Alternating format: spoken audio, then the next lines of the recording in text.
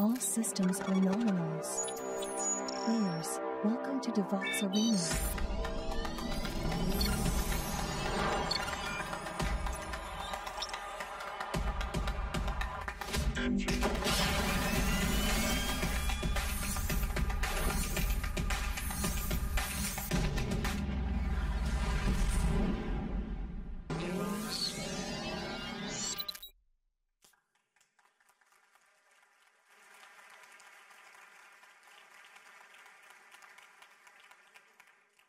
C'est pas fini encore.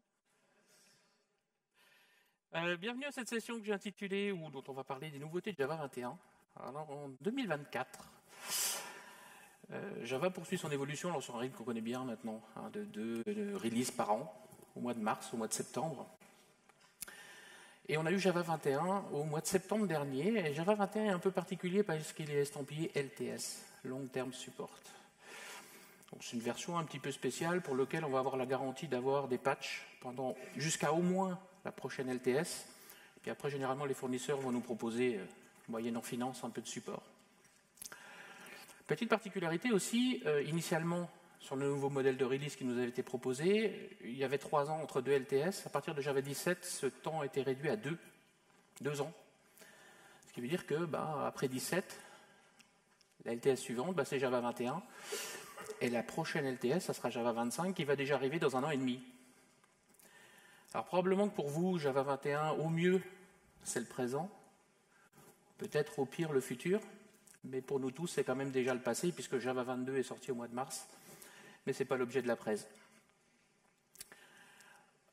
Il y a une implémentation de référence, OpenJDK 21, et encore une des rares choses sur la plateforme Java qui évolue avec des spécifications, donc des JSR, c'est le JDK.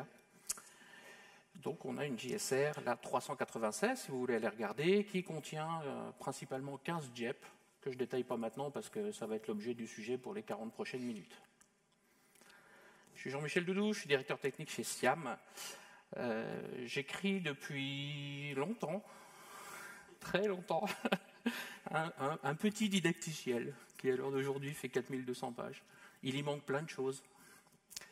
Et ce qui fait qu'il y a un tout petit peu moins d'une dizaine d'années, j'ai été élu Java champion, puis je fais aussi d'autres choses à la communauté. De quoi on va parler?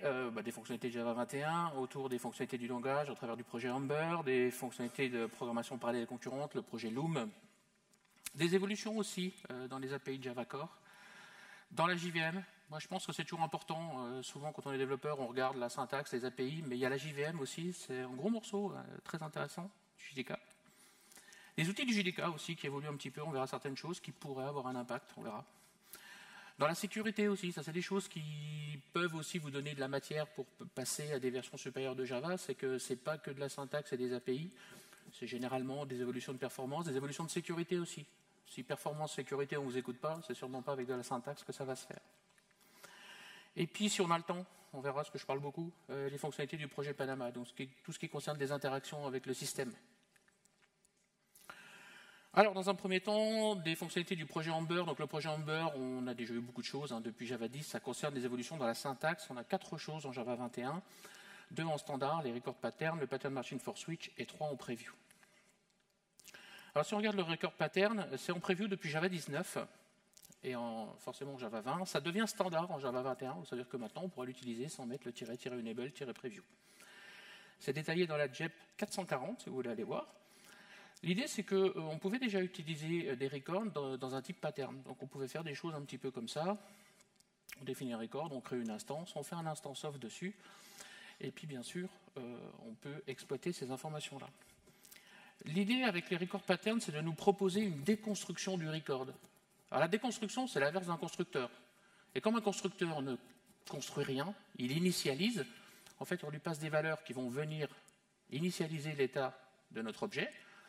Avec la déconstruction d'un record, c'est l'inverse. On va obtenir les valeurs de l'état du record dans des variables. Donc on peut maintenant écrire le même exemple comme ça.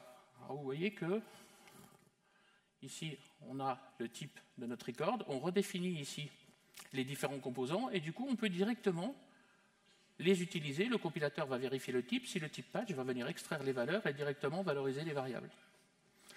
Alors vous allez me dire, ouais, ok, bon, c'est un petit raccourci syntaxique sympa. On va voir que c'est un petit peu plus que ça. On peut bien sûr l'utiliser, comme on vient de le voir, dans Instance of. On peut aussi l'utiliser dans les instructions switch maintenant, puisqu'on peut faire du pattern matching avec l'instruction switch. On peut mixer type pattern et record pattern qui peuvent être combinés dans un même switch, évidemment. Donc on peut faire des choses comme ça. Ici, j'ai un type pattern et un record pattern.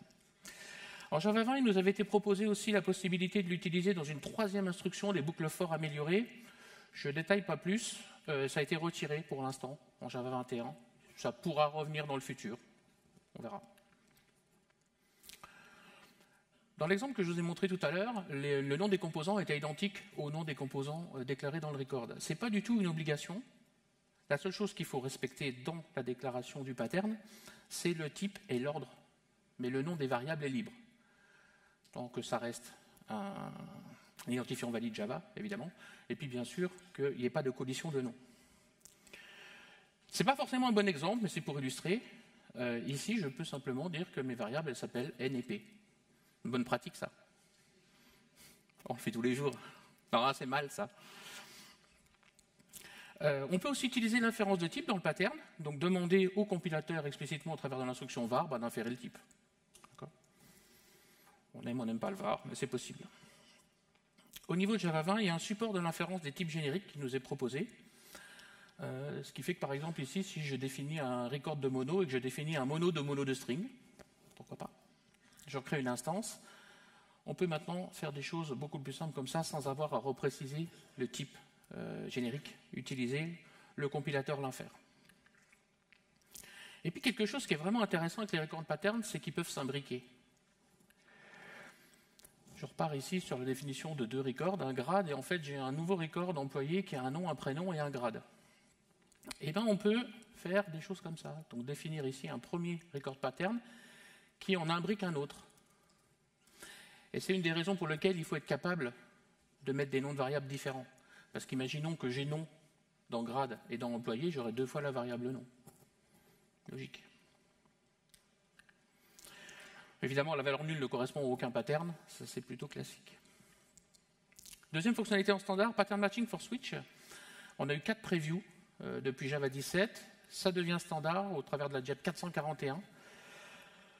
Le but, ça va être de pouvoir utiliser le pattern matching dans une instruction switch en maintenant la compatibilité syntaxique du switch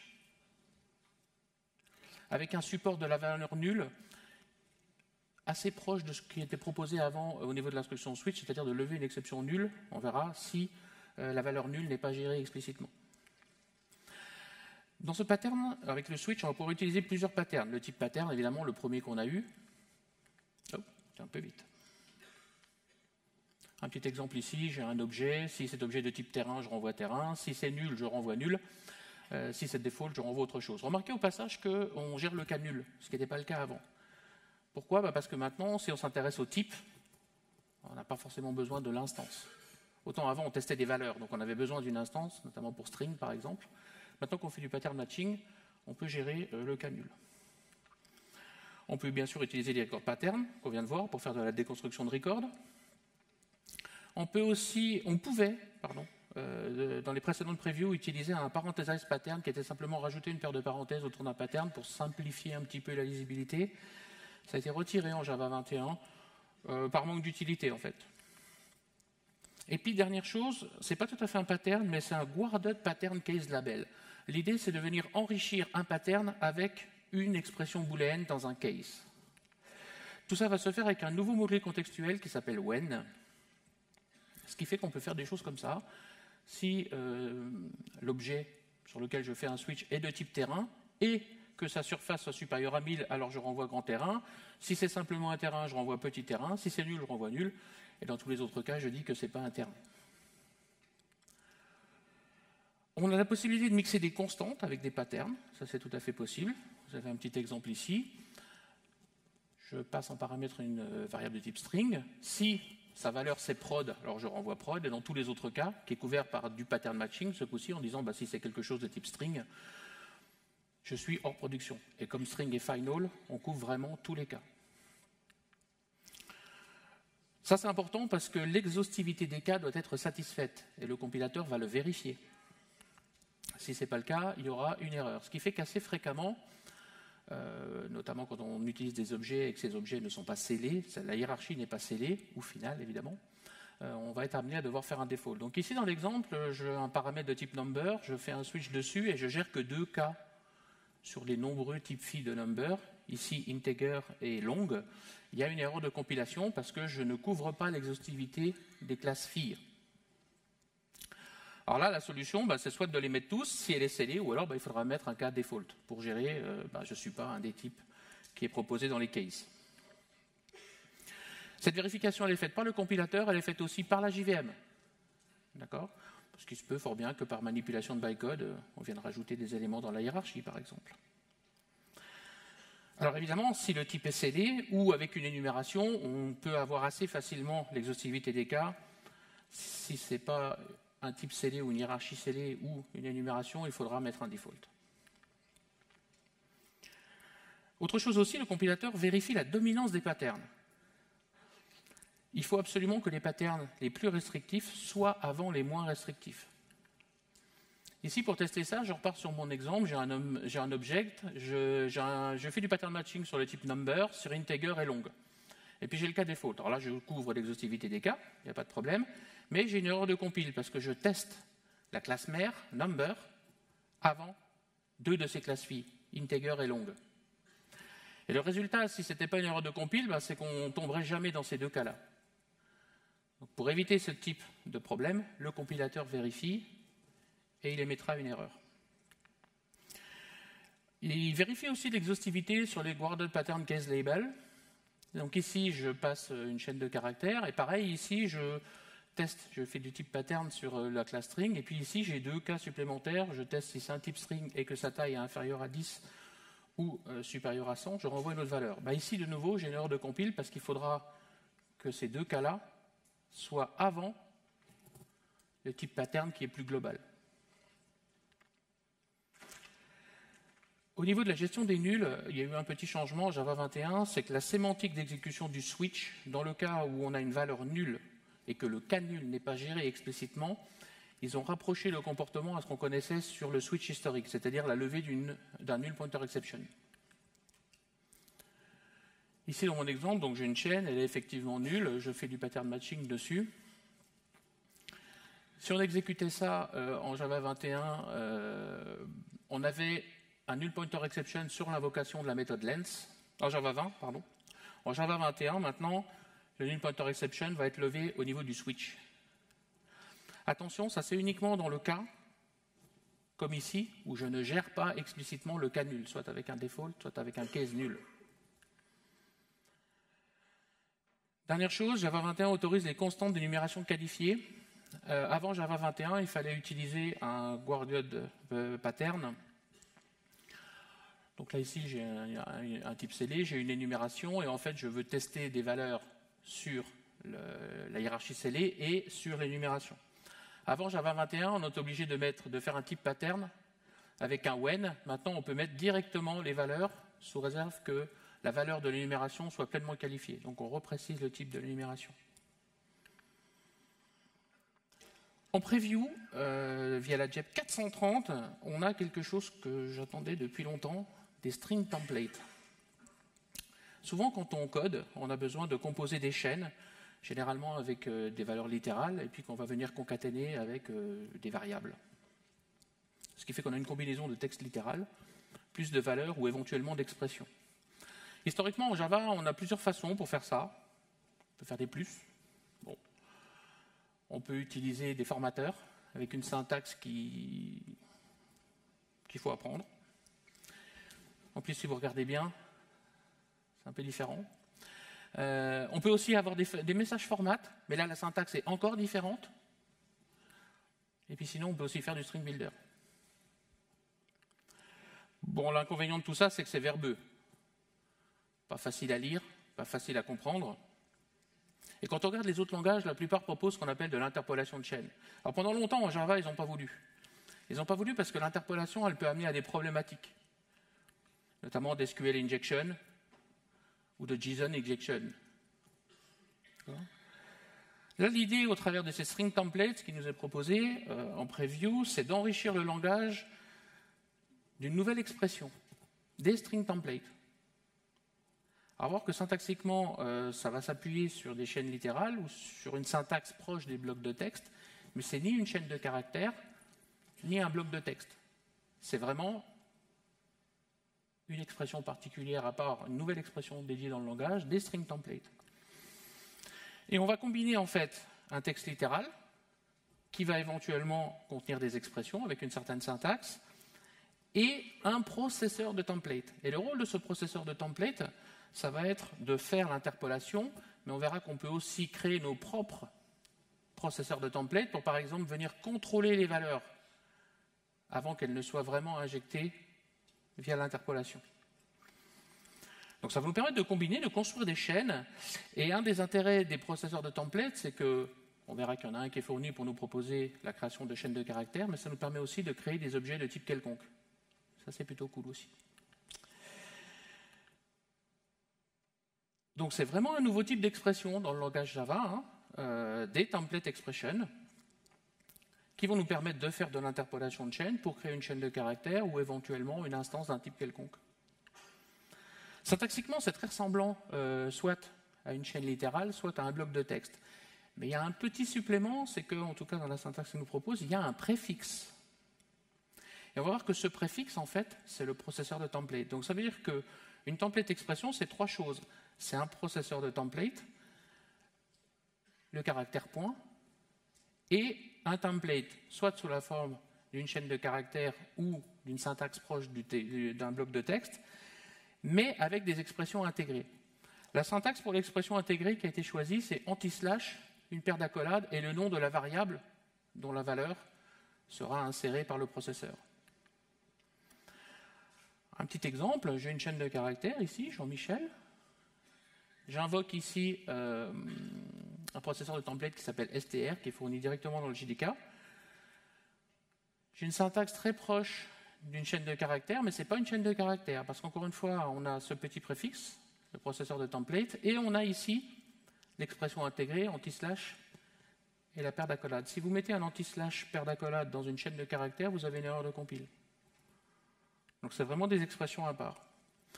On a la même chose éventuellement sur plusieurs lignes en utilisant une syntaxe très proche des blocs de texte, mais encore une fois, avec une expression intégrée, et on préfixe le processeur de template. On vient d'en voir un, il y en a deux autres. On a trois processeurs de template fournis dans le JDK 21. On a string template str. Vous avez remarqué au passage que je n'ai pas été obligé, dans l'exemple précédent, de mettre string template point. Il y a un import qui est automatiquement rajouté par le compilateur. Ça, c'est cool. Donc, qui nous permet de faire une interpolation d'une simple pour créer une chaîne de caractères. Donc là, vous avez un petit exemple. Alors, remarquez que ça peut être aussi simplement des variables, mais ça peut être aussi des expressions qui seront évaluées et dont le résultat viendra remplacer la valeur. On en a un deuxième, c'est formatprocessor.fmt qui permet de faire une interpolation pour créer une chaîne de caractères aussi, mais là on va pouvoir interpréter ou fournir des formats de Java Util Formatter.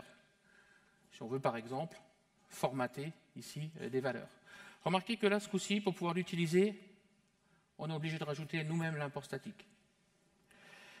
Et enfin, pour l'instant, on a stringtemplate.raw qui produit un objet de type stringtemplate. Ça, c'est l'exemple équivalent à celui que j'avais dans le slide précédent.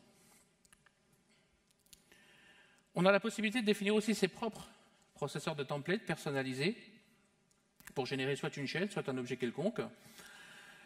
On va devoir implémenter une interface fonctionnelle, stringtemplate.processor, évidemment implémenter son unique méthode qui s'appelle process. Et pour nous faciliter la vie, on a une fabrique stringtemplate.processor-off qui va nous permettre d'obtenir une instance qu'on pourra utiliser. Vous avez un petit exemple ici pour générer un objet JSON. Remarquez qu'au passage, ici, ce n'est pas une chaîne de caractères qui est produite. C'est bien un objet JSON.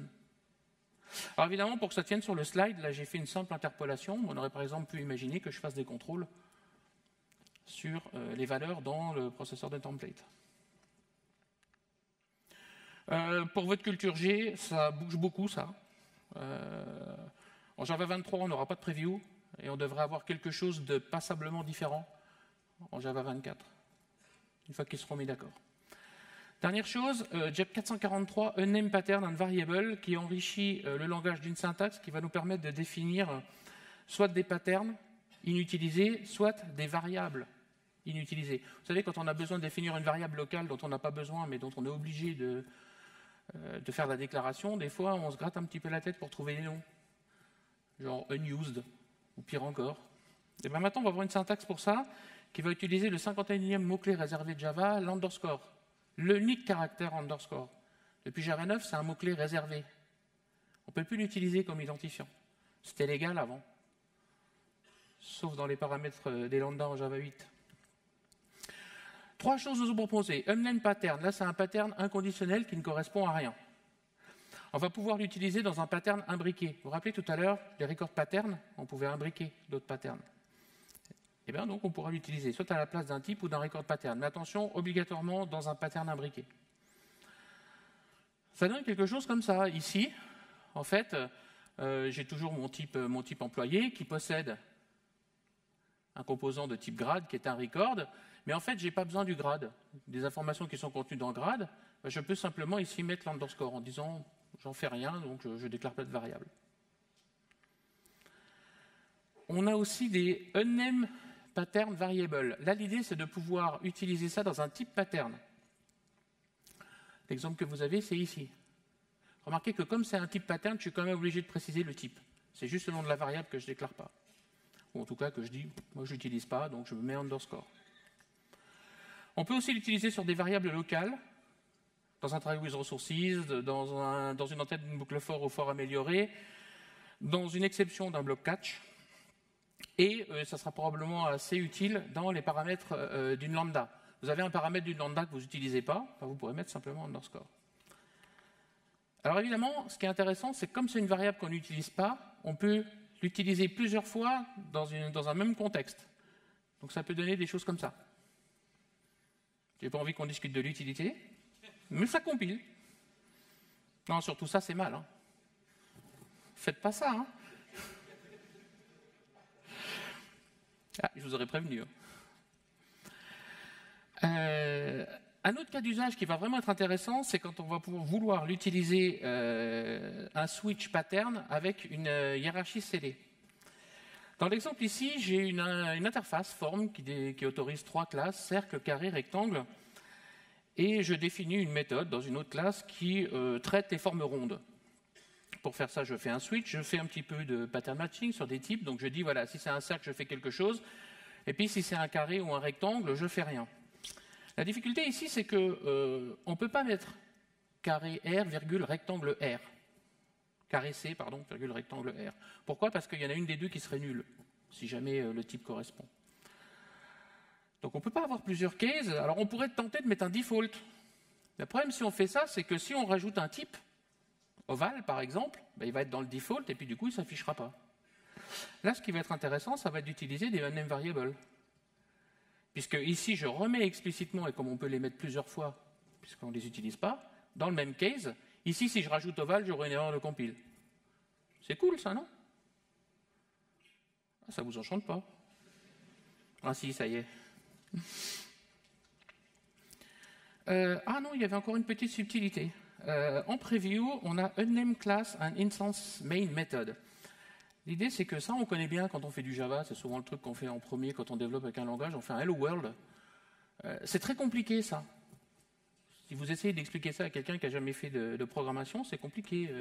Statique, classe, il y a un tableau, il y a de la visibilité publique. C'est très compliqué, ça. Hein. Le but, c'est de faire évoluer la syntaxe, alors plutôt pour aider les débutants, en simplifiant un hello world, ou en tout cas un simple programme qui ne requiert pas la création d'une classe et qui ne requiert pas non plus des paramètres dans la méthode main. Ce qui fait qu'on a 2 évolutions. La première, c'est qu'on peut avoir maintenant une méthode d'instance. Jusqu'à présent, la méthode main était forcément statique. Maintenant, on peut déclarer une méthode d'instance. Le compilateur saura le trouver. Et on peut même se passer de la classe. Le compilateur va en générer une pour nous. Donc maintenant, c'est en preview encore, mais on peut faire un hello world comme ça. C'est sympa, ça, non? Je vois que ça ne vous emballe pas. Allez, fonctionnalité de Loom. Thread virtuel, je vais passer assez rapidement parce qu'on en a déjà beaucoup parlé, ou je pense que vous en avez entendu beaucoup parler. Historiquement, Java map les threads de l'OS, enfin les threads sur les threads de l'OS, depuis Java 1.0, c'est comme ça. C'est vraiment intéressant parce que ça décharge la JVM de certaines choses un peu complexes que l'OS fait très bien, comme l'ordonnancement ou le switch de contexte par exemple.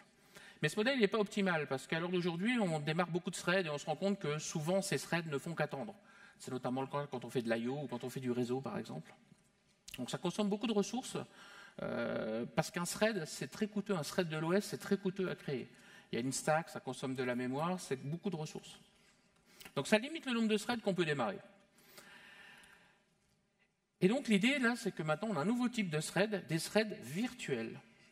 Ils étaient en preview en 19 et en 20, ils sont en standard maintenant à partir de Java 21, via la JEP 444. On les considère comme des threads dits légers. Pourquoi? Parce qu'en fait, ils sont peu coûteux. C'est juste un objet Java qui va être créé. Ils ne sont pas liés à un seul ou potentiellement à un seul thread de l'OS, mais potentiellement à plusieurs. D'accord? Et en fait, ils vont utiliser un thread de l'OS uniquement quand ils vont consommer de la CPU.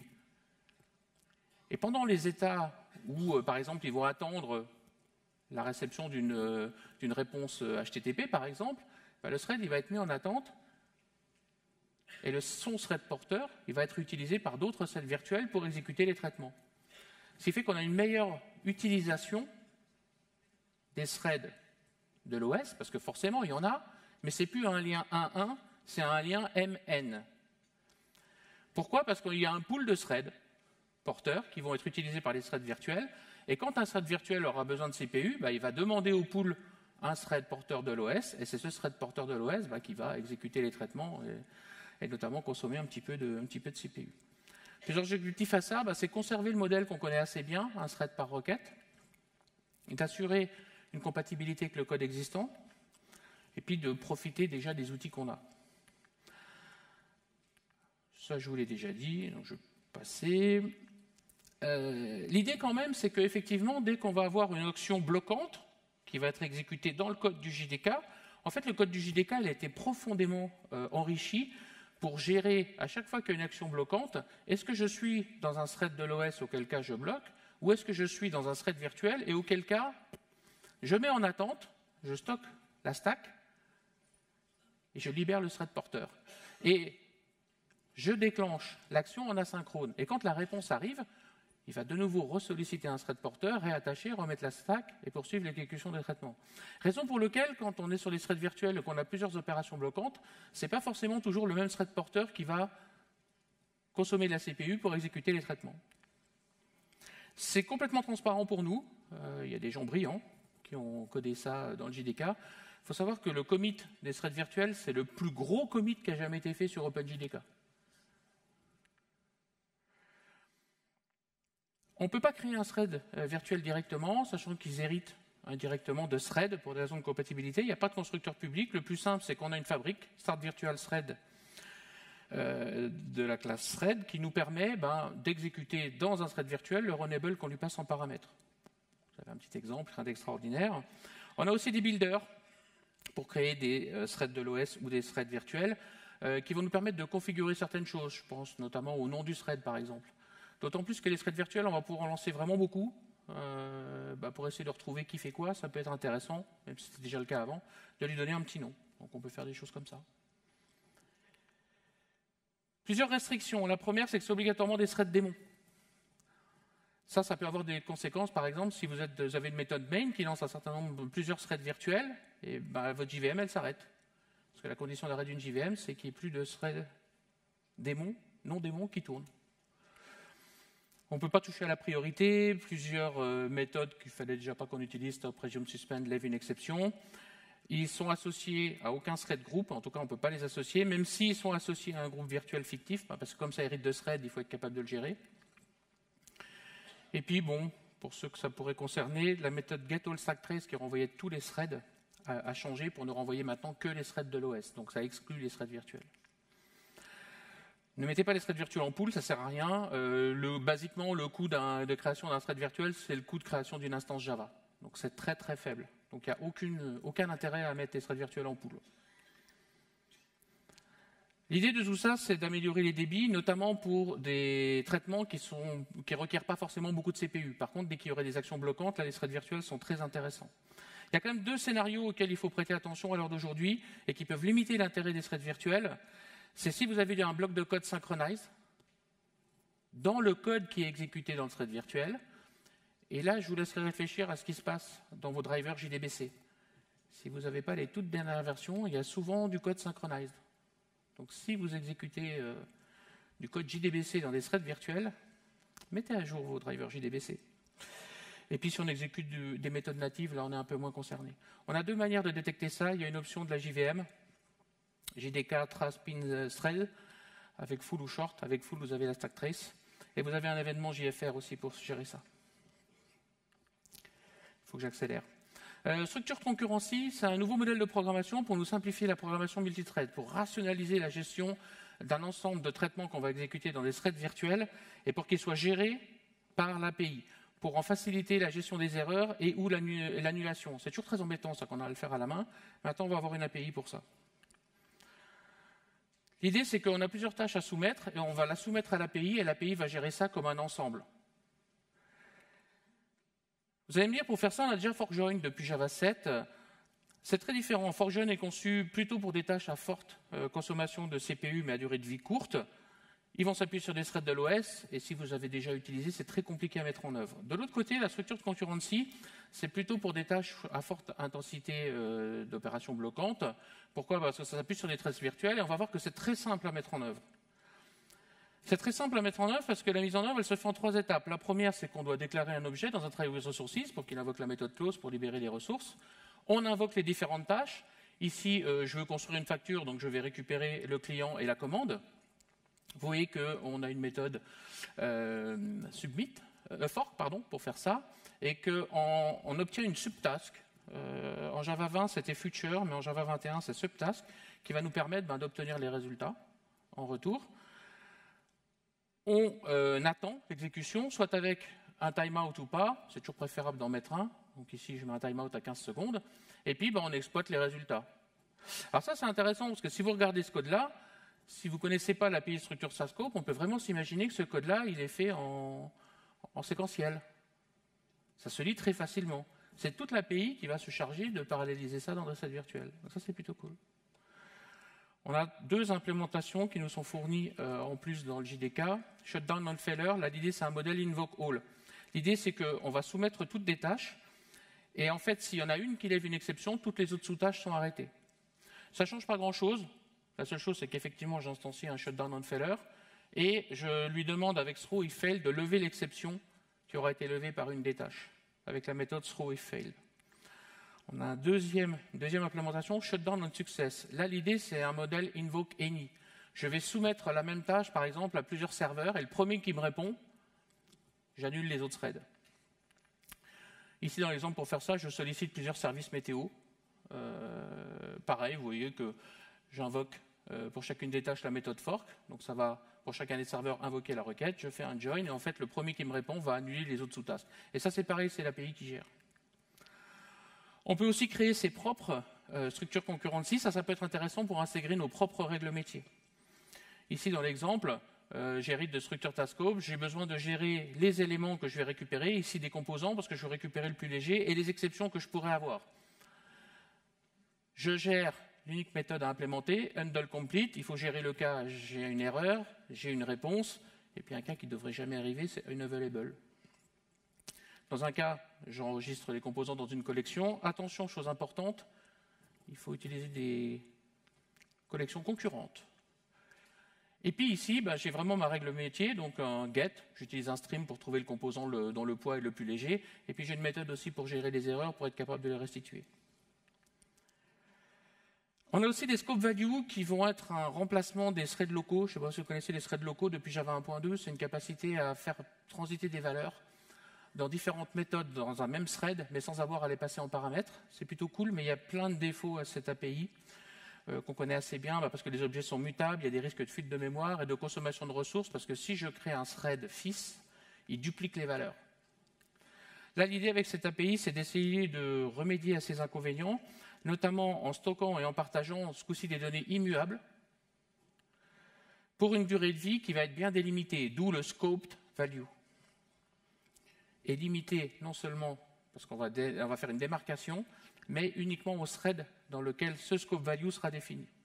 C'est en incubation dans Java 20 et c'est en preview en Java 21 dans la JEP 446. Basiquement, ça s'utilise un petit peu comme un thread local. On crée une instance qui, pour faciliter l'accès, est généralement en public statique. On crée avec une fabrique qui s'appelle newInstance. On a une méthode when qui va nous permettre de définir une valeur qu'on pourra chaîner si on a plusieurs valeurs à définir. On va lui fournir le traitement à exécuter dans une sous-tâche, soit avec run pour un runnable, soit avec call pour un callable. Donc là, rien d'extraordinaire.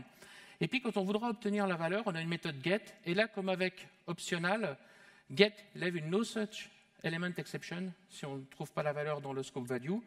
Donc, il faut toujours conditionner get par l'invocation de isBound. Ça donne quelque chose comme ça, avec un petit opérateur ternaire. Petite particularité, comme c'est des valeurs immuables, on ne peut pas redéfinir une valeur, mais par contre, on peut réassocier une valeur dans un scope value sous-jacent.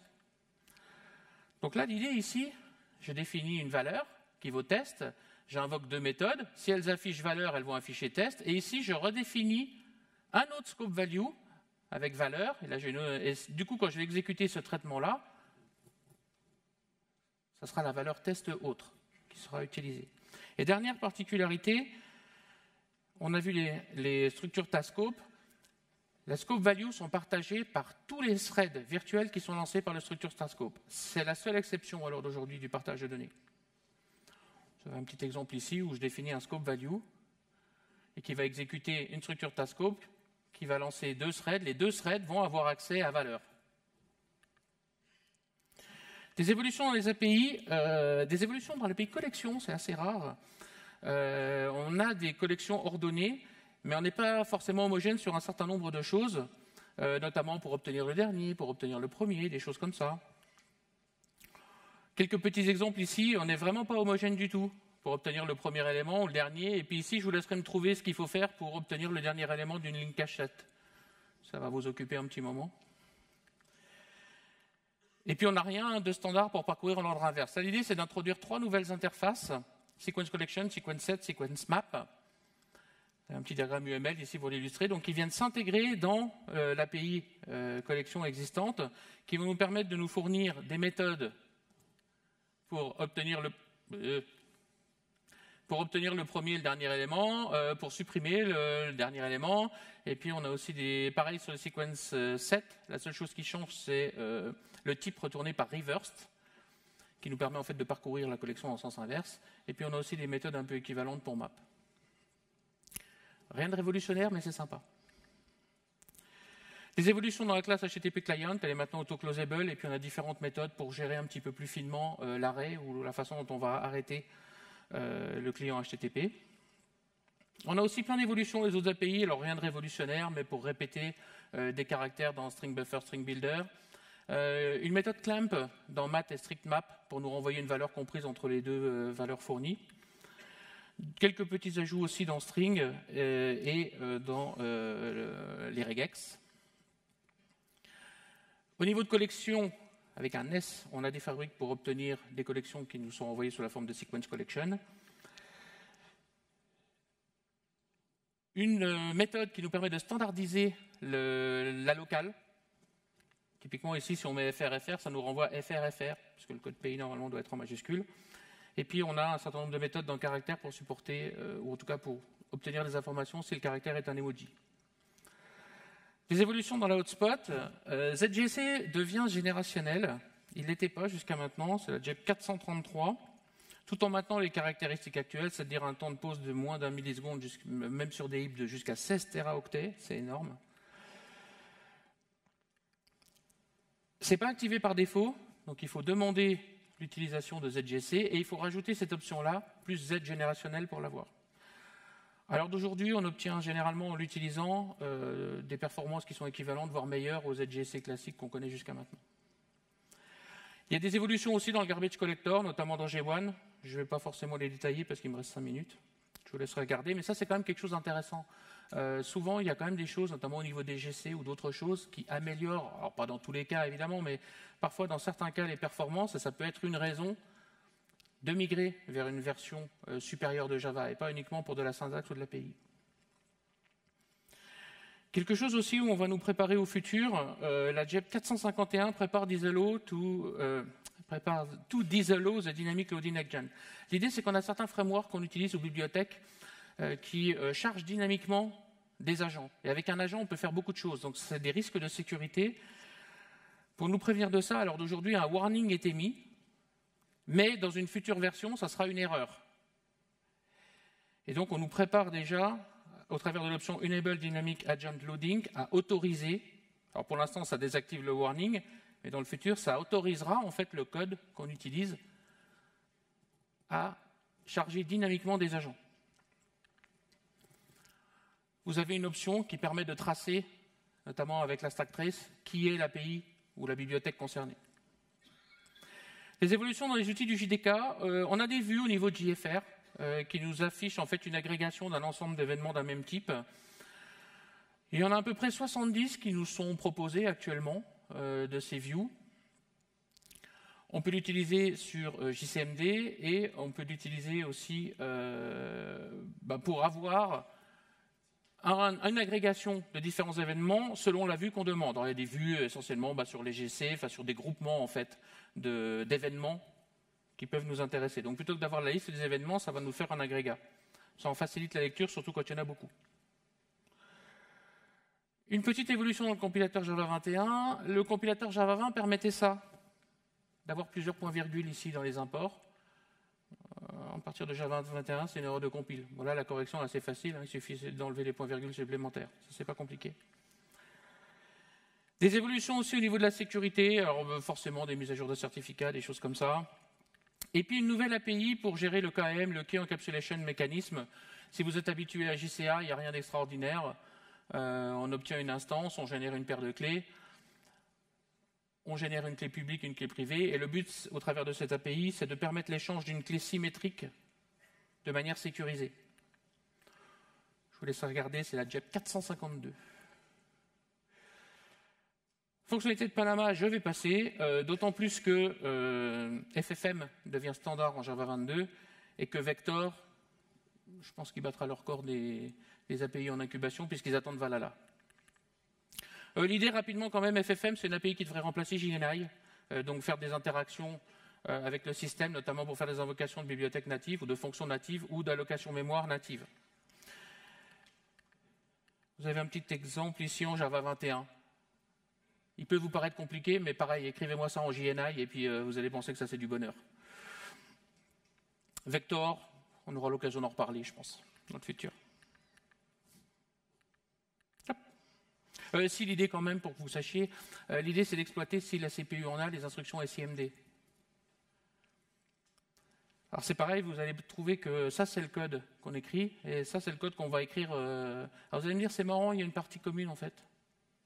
Ouais, mais ce code-là, il est plus performant. Si votre CPU gère les instructions SIMD. C'est le cas sur Intel ou ARM 64 bits par exemple. L'idée c'est qu'on va gérer des tableaux de données, on va faire des opérations sur ces tableaux, et au lieu de les faire un par un, on va les faire par bloc. En une seule instruction CPU. Bien sûr, si le CPU supporte. Conclusion, Java poursuit son évolution, c'est bien. Hein, par un moment donné, on se plaignait que ça évoluait pas assez vite. Bon, peut-être que maintenant c'est trop rapide, on n'est jamais content. Hein. On a vu, ça propose quand même des fonctionnalités au niveau de la syntaxe, notamment au travers des choses sur le pattern matching. La programmation parallèle et concurrente, c'est des threads virtuels avec Loom. Une meilleure utilisation du matériel moderne, ça, je l'ai passé rapidement, mais c'est FFM et l'API Vector. Et l'idée de tout ça, c'est que Java reste pertinent pour aujourd'hui et pour demain. N'hésitez pas, c'est déjà disponible depuis le mois de septembre. Tous les fournisseurs proposent leur build du JDK 21. Téléchargez-en un et puis utilisez-le. Merci.